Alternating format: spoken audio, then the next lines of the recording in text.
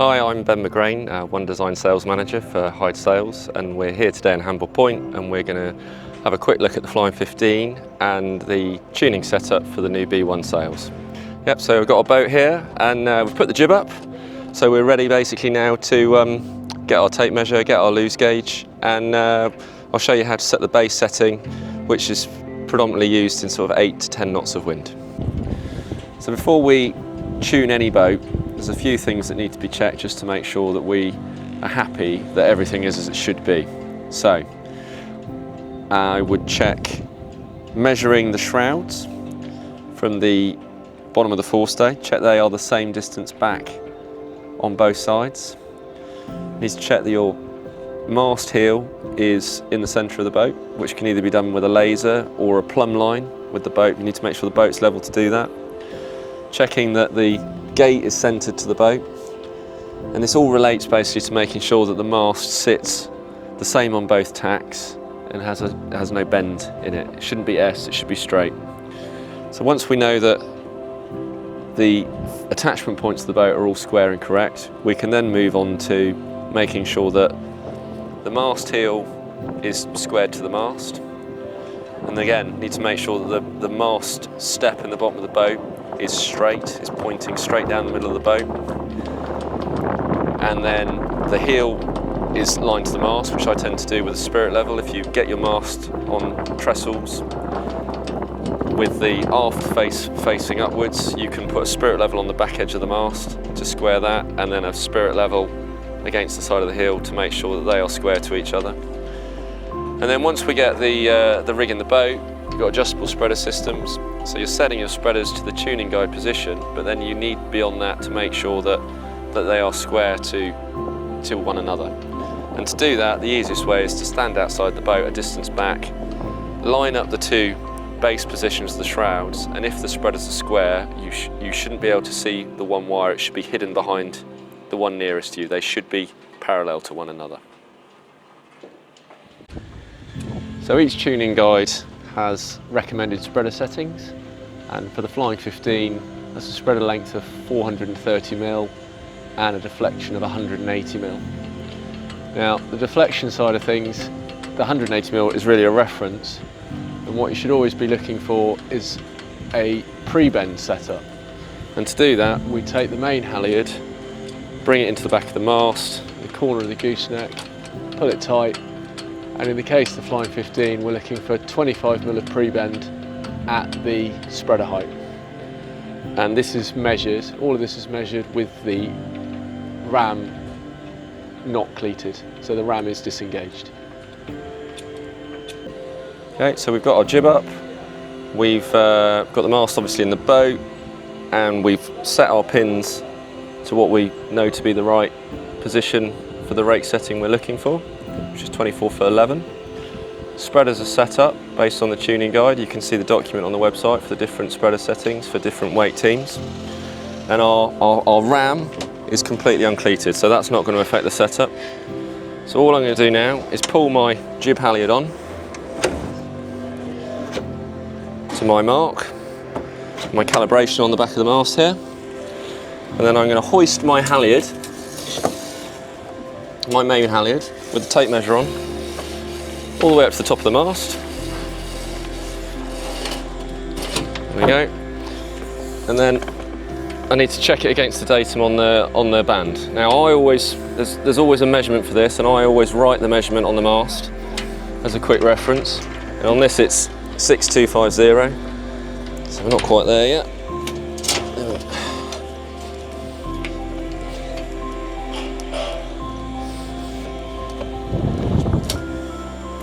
So now we're set with the tape measure 6 meters 250 to the top of the band, and then all I need to do with that is hop out the boat,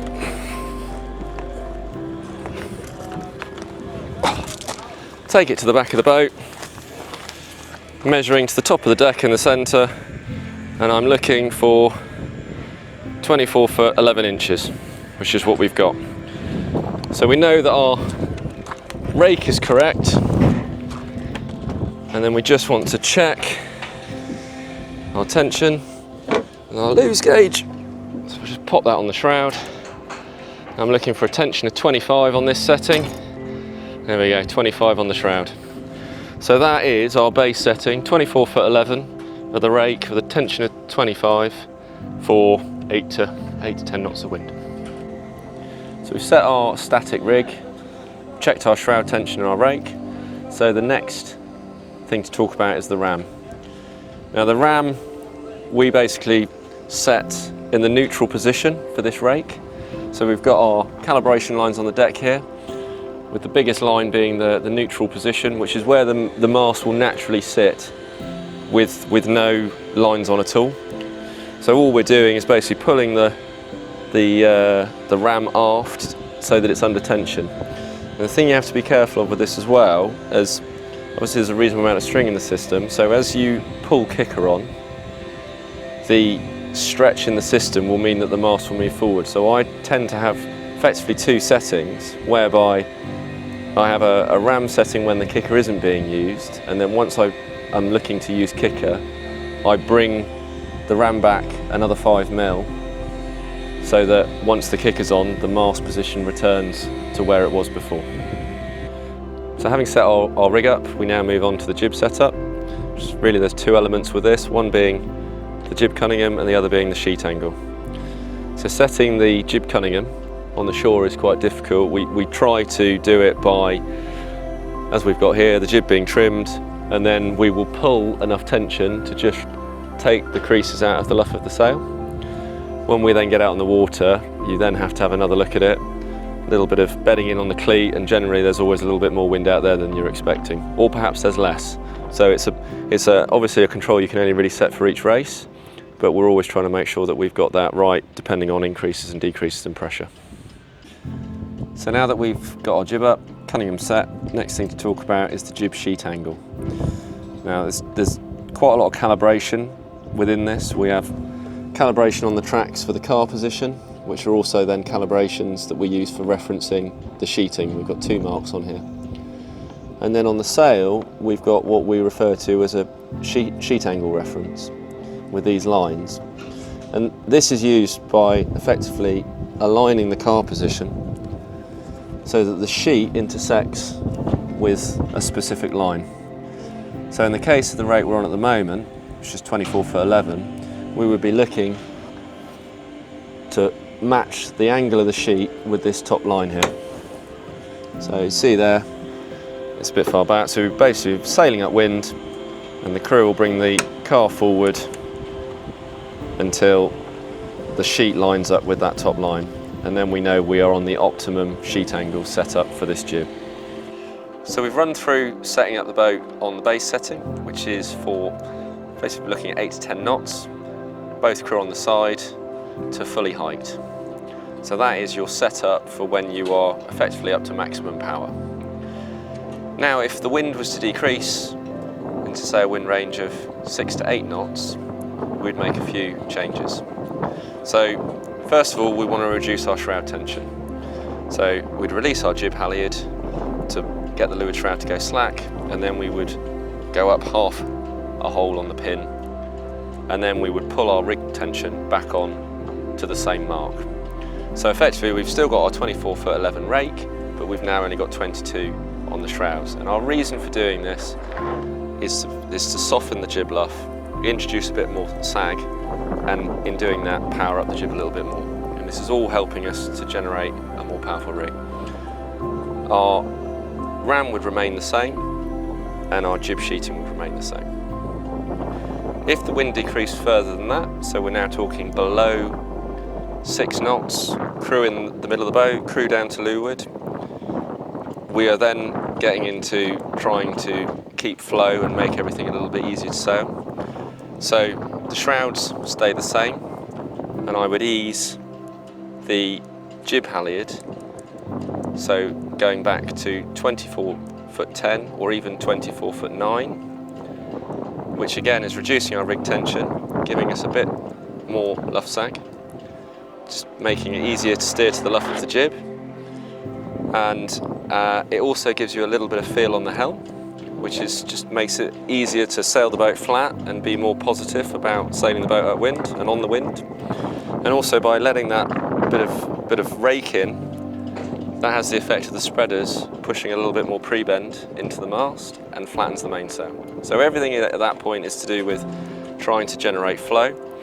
And the other thing we may look to do if it went really light is, rather than having our jib set up sheeting through this top line, is to come down to this middle line, or even the lowest line if it went really, really light. And that's all to do with basically being able to pull the jib in, but without closing the upper leach of the jib. So that is covering all of the aspects of the lighter end of the wind range. So currently set up on the base setting, 24 foot 11, 25 on the shroud. If the wind now increases to above our 10 knots or even above our 12 knots, and we start to become overpowered, we need to start to look at ways of getting rid of the power. So for me, the big tell on whether you're really overpressed or overpowered is how far your boom is off the centre line. So at the point that the boom gets out to the outside edge of the deck, I'm really looking to lose some of the power. And also feel on the helm. If I've got a lot of weather helm and I can't steer the boat around, that's a pretty good indication that I've got too much power in the rig. So from the 24-11 setting, what we would look to do is go down half a hole on our shrouds and pull the jib halyard on until we get to a rake of 24 foot 10 and 25 on the shrouds again. So we've maintained the same luff tension, and we've now got slightly more rake, which is giving us a bit more pre-bend in the rig and starting to open our upper leaches. With that, I would increase the amount of ram by 5 mil, because what I don't want to happen is all of the bend to end up low down in the rig. So as the rig comes back, we bring the ram on to compensate. The other thing we would need to do at this point, as the rake goes in, I can show you by doing this, as you rake, the jib clew will drop down and your sheeting angle becomes lower. And we don't want that to happen, so we would bring our jib car further forward to realign with this top line. And we use this top line for all the rake settings until we get up to about 20 knots of wind, and then we're looking for additional ways to depower. So having talked through the first depowering rake of 24 foot 10, now let's talk about what we would do beyond that. So we're now really talking about winds above 15 or above 18 knots. And again, the tells that I'm looking at of being overpowered, the boom being a long way out, and the boat being hard to sail, hard to steer, and weather helm. So at this point, we would go down by another half a hole. So we're now a hole below the base setting. And then pull our rig back on until we're on a rake of 24 foot 9, and that would give us again the tension of 25 on the shroud, and we would go an additional 5 mil on the deck. So we're now 10 mil behind the datum position. So we've now got more pre-bend, particularly in the upper rig, and our upper leach of our main is nicely opened. And we would then again have to move our jib car forward to realign the sheet with the top line here on the jib. Once we get beyond that, we don't rake, so we don't go any lower on the shrouds, but I would ease the jib halyard by another rake setting back to 24 foot 8 if it got really, really windy and I was struggling. And we would also allow our jib cars to move back and drop down to the middle line on here to blade the top of the jib and depower there as well. So as the wind increases, we're always trying to keep the boat in a balanced state of power that make the boat manageable and easy to sail.